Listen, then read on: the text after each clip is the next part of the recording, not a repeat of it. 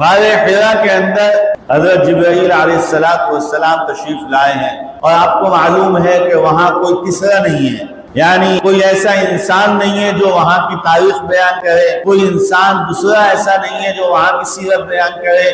وہاں کا جتنا بھی بیان ہے وہ خود رسول اللہ صلی اللہ علیہ وسلم کی زبان اقدس سے ہے، اور رسول اللہ کی زبان اقدس سے جو بیان ہے اور اس بیان کو بھی تسلسل حاصل ہے، اس پر ساری امت کا اتفاق ہے کہ اس میں امت کی خیر و بھلائیاں چھپی ہوئی ہیں، اس میں امت کے لیے خیر قیامت تک نکلتی رہیں گی۔ اب وہاں کیا منظر ہے؟ حضرت جبرائیل علیہ السلام تشریف لائے ہیں اور حضرت رسول اللہ سے کہہ رہے ہیں اقرا، آپ پڑھیں، اور رسول اللہ جواب میں ارشاد فرما رہے ہیں ما انا بقاری، میں پڑھا ہوا نہیں ہوں۔ صرف یہ دو جملے، اس پہ ذرا غور فرمائیں، اقرا پڑھیے، اور ساری کائنات کے لیے جن کے نبی بنانے کا انتخاب ہوا ہے وہ اس وقت اپنے عدم علم کو چھپا نہیں رہے ہیں کہ میں پڑھا ہوا نہیں ہوں، مجھے پڑھنا نہیں آتا، میں نہیں پڑھ سکتا، نہیں چھپایا، صاف کہہ دیا میں پڑھا ہوا نہیں۔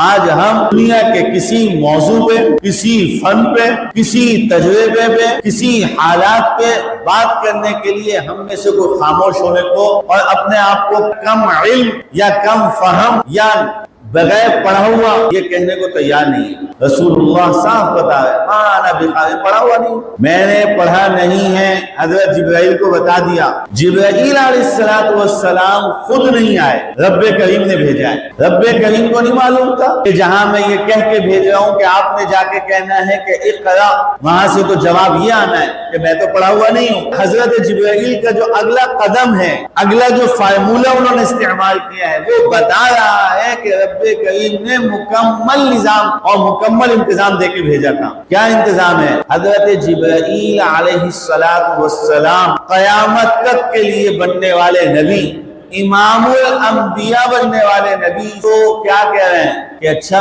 آپ پڑھے ہوئے نہیں ہیں، پھر کیا؟ آپ کو پکڑا اور اپنے سینے کے ساتھ لگا کے دبایا۔